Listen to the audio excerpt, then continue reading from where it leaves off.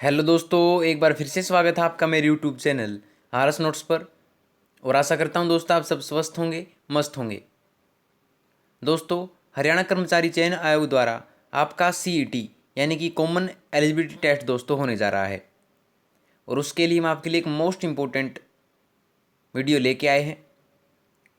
ये जो वीडियो होगी दोस्तों, वो सीईटी के लिए ग्रुप सी एवं ग्रुप डी की भर्तियों के लिए होगी। आज का हमारा विषय है दोस्तों हिंदी व्याकरण, और टॉपिक है दोस्तों क्रिया एवं क्रियाभेद। क्रिया एवं क्रियाभेद के विषय में शुरू से लेकर के अंत तक हम पढ़ेंगे दोस्तों। क्रिया क्या होती है, क्रिया के भेद कितने होते हैं, फिर हम वाच्य करेंगे, फिर अंत में हम अभ्यास प्रश्न करेंगे दोस्तों, जो कि आपके सीईटी के लिए मोस्ट इंपोर्टेंट साबित हो सकते हैं। तो आप वीडियो के साथ अंत तक बने रहिएगा। तो आइए दोस्तों, क्रिया एवं क्रियाभेद टॉपिक शुरू करते हैं।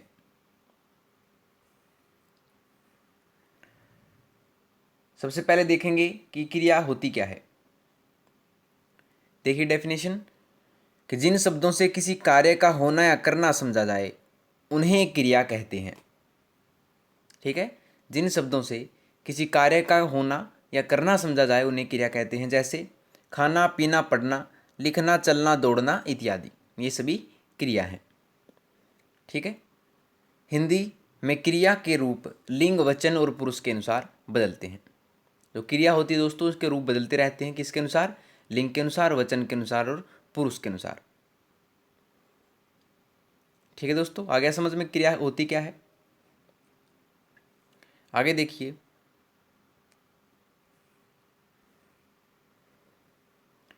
क्रिया के मूल रूप को क्या कहते हैं? धातु कहते हैं। दोस्तों, धातु कभी बार पूछ लिया जाता है कि क्रिया के मूल रूप को क्या कहते हैं? धातु कहते हैं। धातु के आगे ना जोड़ने से क्रिया का सामान्य रूप बन जाता है। जैसे पढ़ धातु में ना जोड़ने से पढ़ना बन जाता है। इसी प्रकार लिख प्लस ना लिखना, चल प्लस ना चलना आदि बन जाता है दोस्तों। तो ना अंत में आया है तो ये धातु होती है, और पढ़ होता है दोस्तों, वो क्रिया होती है। अंत में अगर धातु लग जाती है तो वो पूरी क्रिया बन जाती है। यानी लिख का होता है लिखना, चल का होता है चलना दोस्तों, वो धातु के जुड़ने से हो जाता है। अब हम आएंगे दोस्तों क्रिया के भेद। देखिए, क्रिया के मुख्य रूप से दो भेद होते हैं दोस्तों। कितने होते हैं? क्रिया के दो भेद होते हैं मुख्य रूप से। कौन कौन से देख लीजिए। पहला है सकर्मक क्रिया। सकर्मक क्रिया किसे कहते हैं?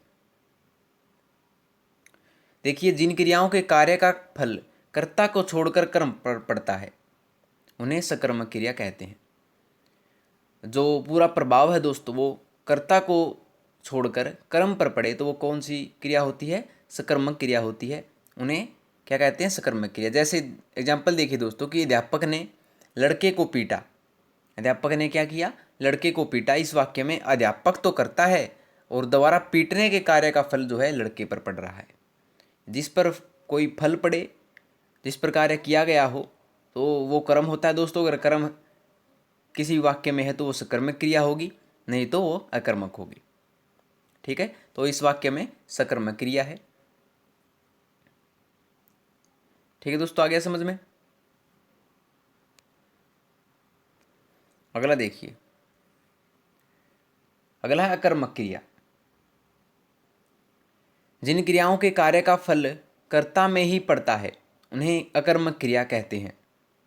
क्या होता है? जिन क्रियाओं के कार्य का फल कर्ता में ही पड़ता है उन्हें अकर्मक क्रिया कहते हैं। जैसे विद्यार्थी पढ़ता है, ये क्या है? अकर्मक क्रिया का उदाहरण है।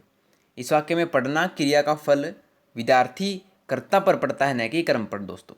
अगर कर्म पर प्रभाव पड़ेगा तो वो सकर्मक होगा, अगर कर्ता पर पड़ता है प्रभाव तो वो कर्मक क्रिया होगी दोस्तों। अतः इस वाक्य में कर्मक क्रिया है। तो ऐसे दोस्तों क्रिया के दो भाग, एक सकर्मक और एक अकर्मक। ठीक है,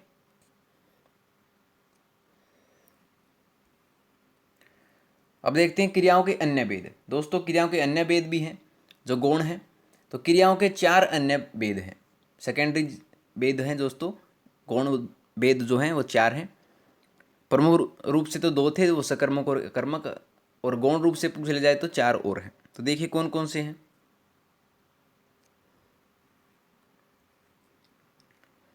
पहला संयुक्त क्रिया। देखिए संयुक्त क्रिया होती क्या है, दो या दो से अधिक क्रियाओं के योग से जो पूर्ण क्रिया बनती है उसे संयुक्त क्रिया कहते हैं। जैसे राम खाना खा चुका, जब दो से अधिक क्रियाओं के योग से पूर्ण क्रिया बने तो उसे क्या कहेंगे, संयुक्त क्रिया कहेंगे दोस्तों। देखिए जैसे राम खाना खा चुका, इसमें खाना खा ये पूरी क्रिया का रूप है दोस्तों, तो इसलिए दो जो हैं क्रियाएं जुड़ी हैं तो इसे संयुक्त क्रिया कहेंगे। देखिए कैसे बनी कि इस वाक्य में खाना और चुकना दो क्रियाओं के योग से पूर्ण क्रिया बनती है, अतः यहाँ संयुक्त क्रिया है। संयुक्त क्रियाएं अभ्यास, अनिष्टता, अनुमति, अवकाश, आरंभ, आवश्यकता, इच्छा, निरंतर, पूर्णता, समाप्ति इत्यादि अर्थों में प्रयुक्त होती है दोस्तों, उसे संयुक्त क्रिया कहते हैं। यानी कि दो जब क्रियाएं जुड़ी हुई हों, दो क्रियाओं के जुड़ने से अर्थ निकला हो तो उसे संयुक्त क्रिया कहेंगे दोस्तों।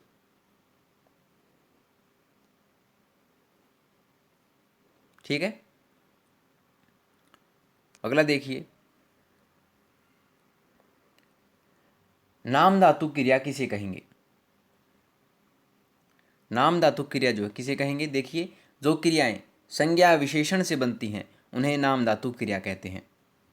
जो क्रियाएं संज्ञा विशेषण से बनती हैं उन्हें नाम धातु क्रिया कहते हैं। जैसे संज्ञा से बात से बतियाना, हाथ से हथियाना, दुख से दुखाना, लाज से लजाना, विशेषण से गर्म से गरमाना, चिकना से चिकनाना, ये सभी नाम धातु क्रिया के उदाहरण हैं दोस्तों।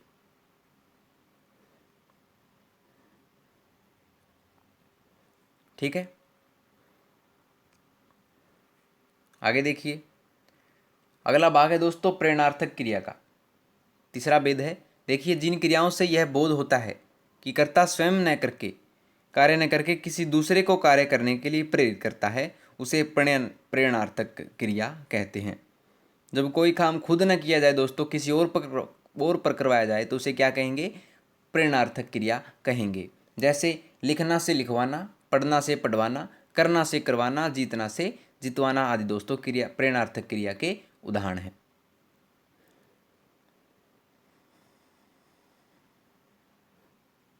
ठीक है, आगे देखिए, अगला पूर्वकालिक क्रिया। पूर्वकालिक क्रिया क्या होती है, देखिए जिन क्रियाओं के पहले कोई अन्य क्रिया आए उन्हें पूर्वकालिक क्रिया कहते हैं। पूर्वकालिक क्रिया क्रिया का मूल रूप होती है तथा उसके साथ कर या करके का प्रयोग होता है। जैसे देख लीजिए, जैसे वह खाना खाकर सो गया, ये दोस्तों कौन सी है, पूर्वकालिक क्रिया है। अपना पाठ पढ़कर खेलो, ये जो है पूर्वकालिक क्रिया है। ठीक है, इसमें कर या करके आया है दोस्तों। देखिए खाकर, पढ़कर, इसमें अगर आपको कर या करके शब्द दिख जाए तो वो कौन सी क्रिया होगी, पूर्वकालिक क्रिया होगी। ठीक है दोस्तों, आगे देखिए, अब हम करेंगे दोस्तों वाच्य। वाच्य होता क्या है, क्रिया का रूप होता है दोस्तों वाच्य। देखिए क्रिया के जिस रूप से यह पता चले कि किसी वाक्य में कर्ता, कर्म या भाव में किसी एक की प्रधानता है उसे वाच्य कहते हैं। वाक्य में जब हमें यह पता चले कि किसी वाक्य में कर्ता, कर्म या भाव में किसी एक की प्रधानता, उसे वाच्य कहते हैं। वाच्य तीन प्रकार के होते हैं, कौन कौन से, देखिए कौन कौन से होते हैं दोस्तों। पहला कर्तृवाच्य। कर्तृवाच्य क्या होता है, क्रिया के जिस रूप में कर्ता की प्रधानता रहती है और क्रिया का सीधा तथा प्रधान संबंध कर्ता से होता है उसे कर्तृवाच्य कहते हैं। ठीक है, इस वाच्य में क्रिया के लिंग और वचन कर्ता के अनुसार होते हैं दोस्तों। यानी कि सिंपल भाषा में समझाएं तो जिस वाक्य में आपको कर्ता की प्रधानता दिखे तो वो कर्तृवाच्य होगा। ठीक है दोस्तों, अगला भेद देखिए,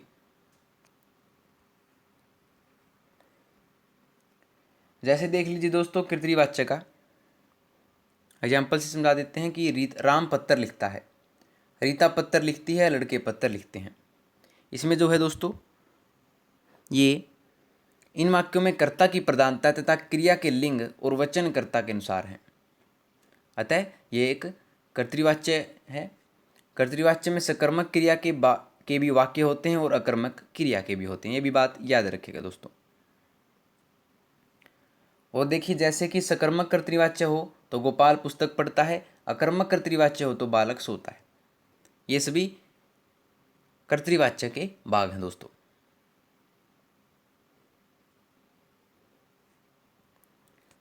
अगला देखिए, अगला कर्मवाच्य। कर्मवाच्य की परिभाषा देखिए कि क्रिया के जिस रूप से कर्म की प्रधानता होती है और क्रिया का सीधा संबंध कर्म से होता है उसे कर्मवाच्य कहते हैं। इस वाच्य में क्रिया के लिंग और वचन कर्म के अनुसार होते हैं दोस्तों। ठीक है, जैसे राम से पत्र लिखा जाता है, क्या होता है, राम से पत्र लिखा जाता है, इस वाक्य में लिखा जाता है, क्रिया का सीधा संबंध पत्र से है यानी कर्म से है, अतः यह वाक्य कर्मवाच्य है। इस वाक्य में सकर्मक क्रिया के ही वाक्य होते हैं, अकर्मक क्रिया के नहीं दोस्तों, ये भी याद रखिएगा।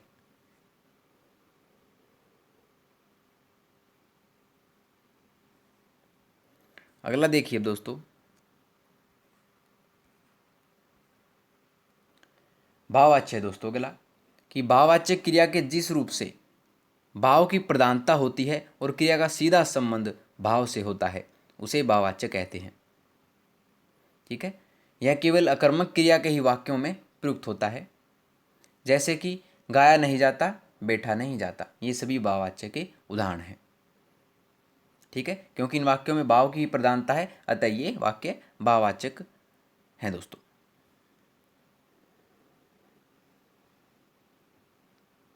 ठीक है, आ गया समझ में।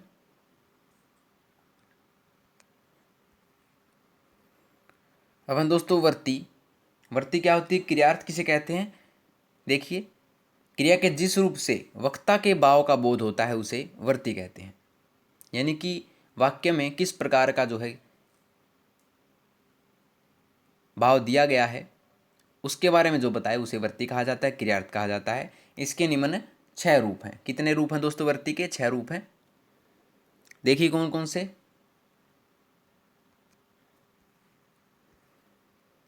पहला निश्चयार्थ। निश्चयार्थ क्या होता है कि क्रिया के जिस रूप से निश्चित सूचना प्राप्त होती है उसे निश्चयार्थ कहते हैं। जिससे निश्चित सूचना प्राप्त हो उसे निश्चयार्थ कहेंगे दोस्तों। एग्जाम्पल देखिए कि जैसे लड़का पढ़ता है, लड़का पढ़ता है निश्चयार्थ है, निश्चित सूचना प्राप्त हो रही है तो इसलिए ये निश्चयार्थ क्रिया का रूप है दोस्तों।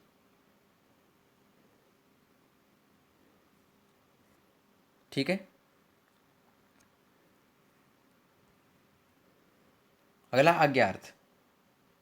आज्ञार्थ है क्रिया के जिस रूप से आज्ञा, उपेक्षा, प्रार्थना आदि का बोध होता है उसे आज्ञार्थ कहते हैं।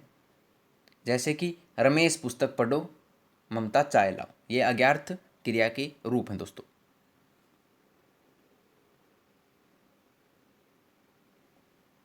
ठीक है, आसान आसान है दोस्तों बिल्कुल। अगला देखिए कि संभावनार्थ क्रिया के जिस रूप से अनुमान या संभावना आदि का बोध होता है उसे संभावनार्थ कहते हैं। जिसे संभावना दिखे दोस्तों वाक्य में तो उसे संभावनार्थ कहेंगे। जैसे कि शायद यह मुकुल का भाई है, संभावना दिखाई जा रही है दोस्तों कि शायद वो मुकुल का भाई है तो यह संभावनार्थ होगा।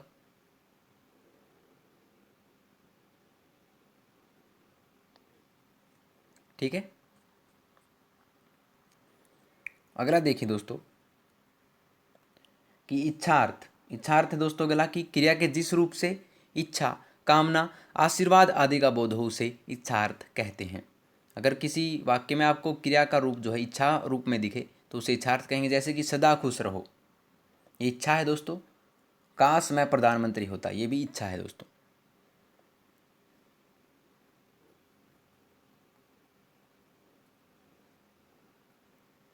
ठीक है, अगला देखिए, अगला है संदेहार्थ। संदेह जिसमें दिखाया जाए, देखिए क्रिया के जिस रूप में कार्य के पूरा होने में संदेह हो उसे संदेहार्थ कहते हैं। जैसे कि राधा ने खाना बना दिया होगा और निशा गीत गा रही होगी, ये सभी क्या हैं? संदेहार्थ हैं, क्योंकि इनमें संदेह का बोध होता है। और अगला देखिए दोस्तों, अगला संकेतार्थ। संकेतार्थ किसे कहेंगे कि क्रिया के जिस रूप से एक क्रिया दूसरी क्रिया के होने का कारण बने उसे संकेतार्थ कहते हैं। इसमें संकेत दर्शाया गया हो दोस्तों, जैसे देखिए बारिश अच्छी होगी तो फसल भी अच्छी होगी, ये संकेत है दोस्तों। अगर बारिश अच्छी होगी तो फसल भी अच्छी होगी। अगला है यदि तुम पढ़ते तो अवश्य सफल होते। यदि तुम पढ़ते तो अवश्य सफल होते, संकेतार्थ क्रिया का उदाहरण है दोस्तों। ठीक है, अब हम करेंगे दोस्तों क्रिया से संबंधित मोस्ट इंपोर्टेंट सीईटी के लिए आपके लिए अभ्यास के प्रश्न। तो देखिए पहला कि क्रिया का मूल रूप क्या कहलाता है, पहले बता चुके हैं दोस्तों आपको।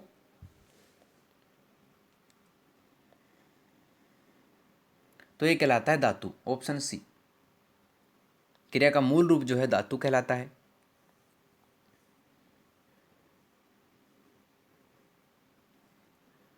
अगला देखिए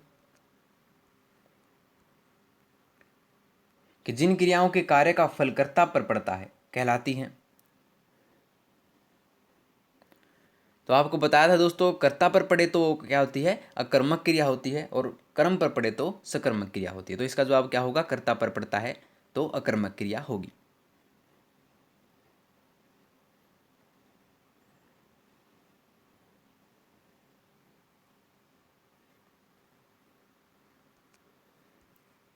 अगला देखिए कि जिन क्रियाओं के कार्य का फल कर्म पर पड़ता है कहलाती हैं।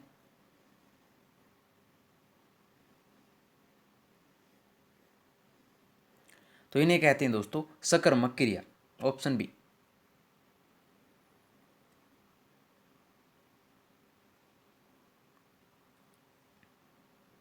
ठीक है, अगर आप प्रश्न संख्या 4 से 7 हैं दोस्तों, प्रश्न देखिए कि निम्नलिखित वाक्यों में कौन सी क्रिया है, चयन कीजिए। वाक्य, एक वाक्य हमें दे रखा होगा दोस्तों, 4 उसके ऑप्शन होंगे, तो हमें बतानी है कौन सी क्रिया वो होगी। पहला है ईश्वर है, ये कौन सी क्रिया का उदाहरण है।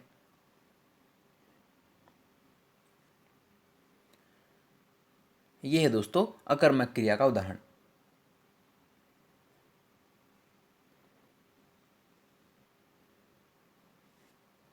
अगला देखिए कि मोहन हंस रहा है, कौन सी क्रिया है।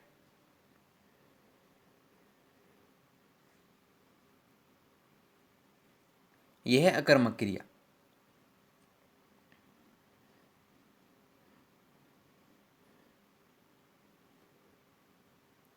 ठीक है दोस्तों,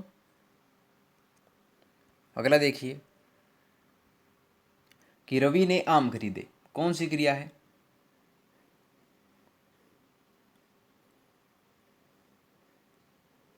यह है दोस्तों सकर्मक क्रिया।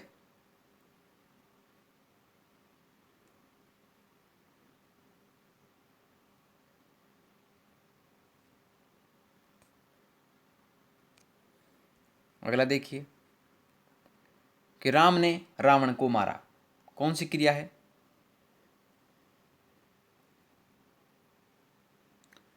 तो ये क्रिया है दोस्तों सकर्मक क्रिया।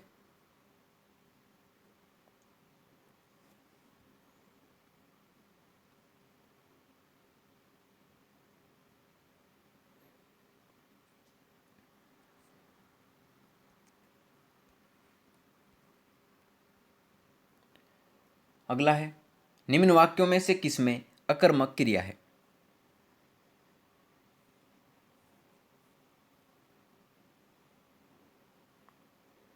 यह है दोस्तों मैं दिल्ली जा रहा हूं, इसमें अकर्मक क्रिया है, और तीनों में जो है सकर्मक क्रिया है।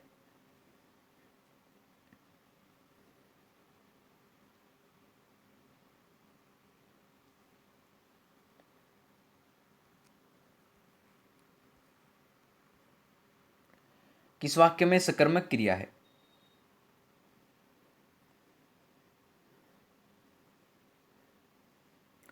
तो सकर्मक क्रिया दोस्तों वो है तुलसीदास जी ने रामचरितमानस लिखी, इसमें जो है सकर्मक क्रिया है, क्योंकि इसमें कर्म है।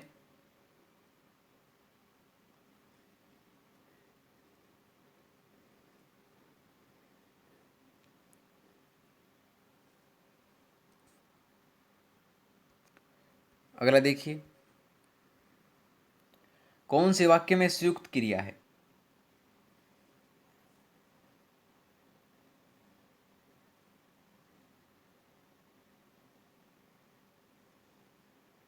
यह है तुम शायद पढ़ चुके, ऑप्शन बी।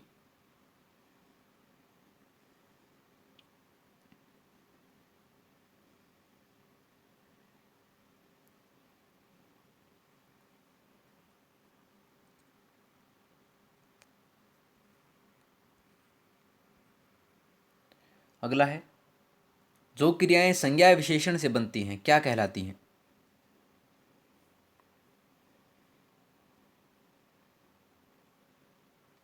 उन्हें कहते हैं दोस्तों नाम धातु क्रियाएं।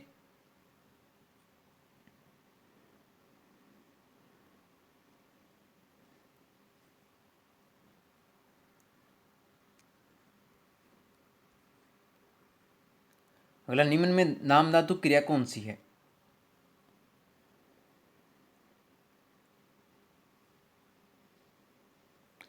ये है दोस्तों गरमाना।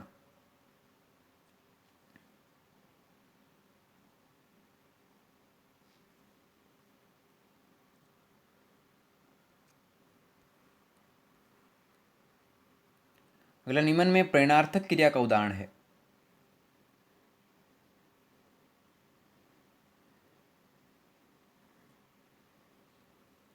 ये दोस्तों, उसने मुझसे पत्र लिखवाया।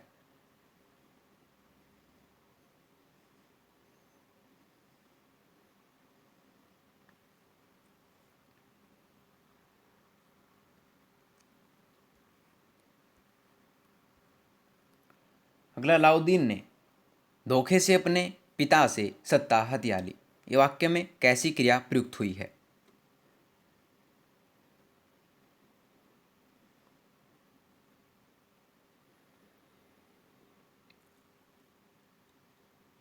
ये हुई है दोस्तों नाम धातु क्रिया।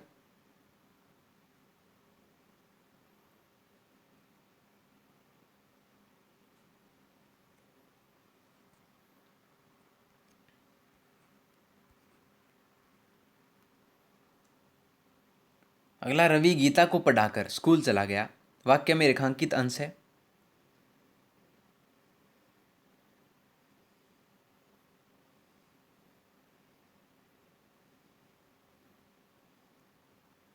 ये दोस्तों पूर्वकालिक।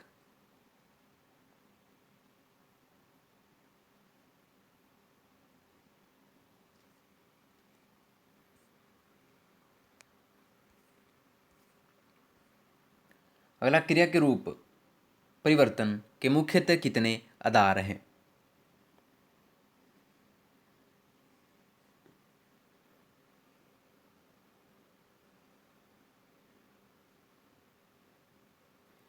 ये हैं दोस्तों अच्छा है।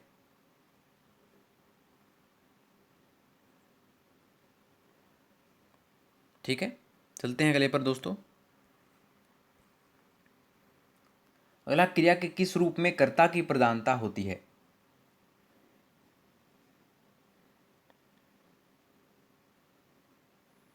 ये होती है कर्तृवाच्य में।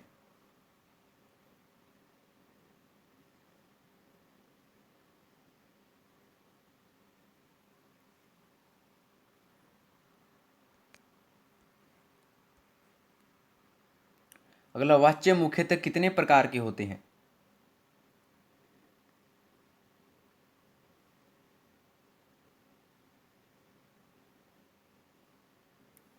ये होते हैं दोस्तों 3 प्रकार के।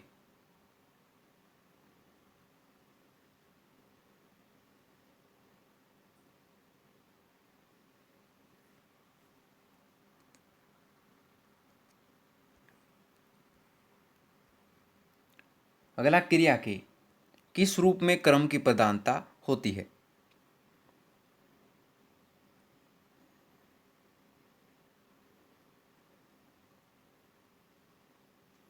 ये होती है कर्मवाच्य की।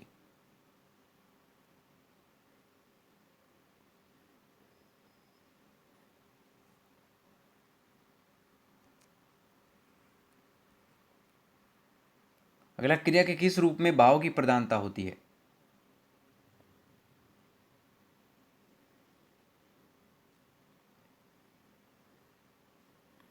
ये होती है भाववाच्य की।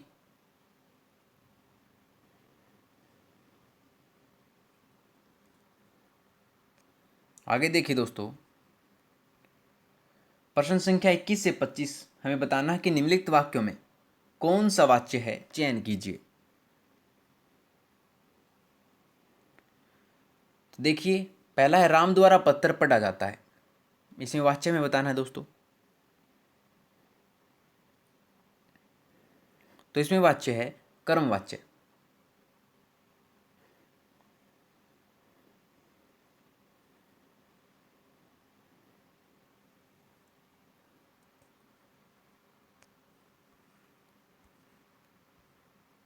अगला रघु गीत गाता है, कौन सा वाच्य है?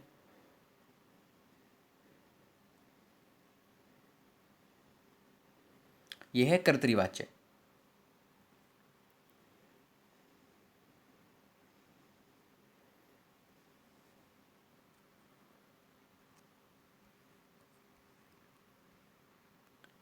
अगला अब बुर चला नहीं जाता में कौन सा वाच्य है?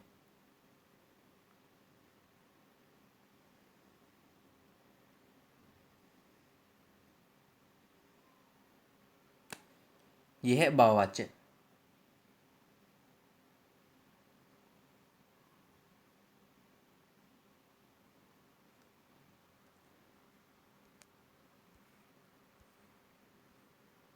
अगला पक्षियों को उड़ा दिया गया में कौन सा वाच्य है?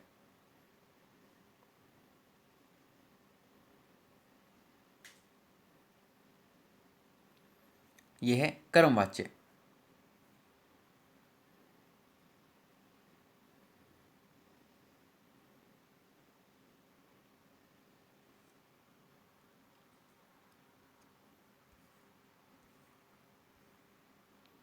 मुझसे ज्यादा पढ़ा नहीं जाएगा में कौन सा वाच्य है?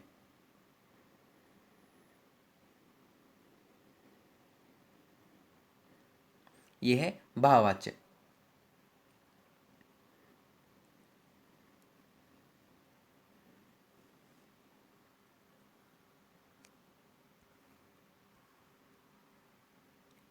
अगला, इनमें से किस वाक्य में आज्ञार्थवर्ती है, यानी आज्ञा का भाव उत्पन्न हुआ है, किस वाक्य में हुआ है? ये हुआ है रवि यहां आओ।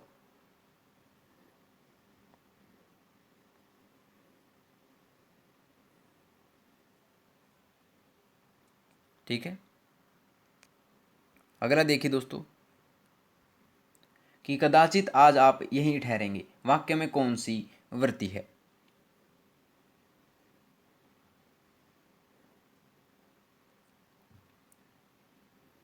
यह है दोस्तों संभावनार्थ।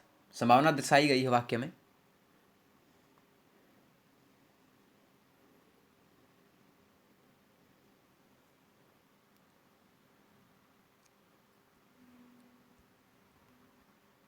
अगला, निम्न में इच्छार्थवर्ती का वाक्य है।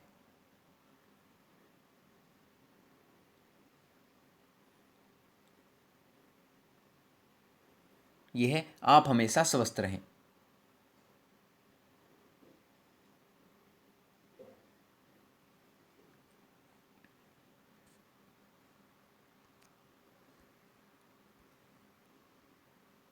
अगला, सुहानी आज होटल में ठहरी होगी में वह कौन सी वृत्ति है?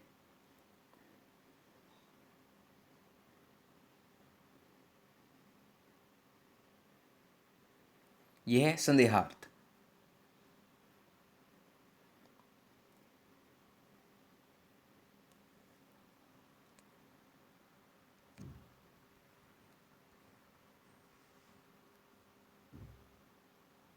अगला, यदि महिमा मेरी बात मानती तो उसे ये दिन न देखने पड़ते, वाक्य में कौन सी वृत्ति है?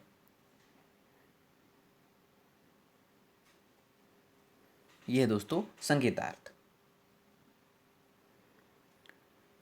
तो लीजिए दोस्तों, आपकी क्रिया की जो वीडियो है वो होती है कंप्लीट। अगर आपको किसी भी प्रश्न में कहीं भी कोई समस्या आती है तो कमेंट बॉक्स में आप पूछ सकते हैं। मेरा प्रॉमिस आपसे हर एक कमेंट का रिप्लाई मैं ज़रूर करूँगा। और उससे आगे अगर कोई समस्या है तो डिस्क्रिप्शन बॉक्स में अपनी जीमेल आईडी डाल दूँगा, वहाँ से आप क्वेश्चन पूछ सकते हैं। तो दोस्तों अगर आपको वीडियो पसंद आई हो तो वीडियो को लाइक शेयर और कमेंट करके जरूर बता दीजिएगा और आरएस नोट्स चैनल को सब्सक्राइब कर लीजिए दोस्तों। तो मिलते हैं आपसे अगली वीडियो में नए रोचक प्रश्नों के साथ, तब तक के लिए धन्यवाद दोस्तों।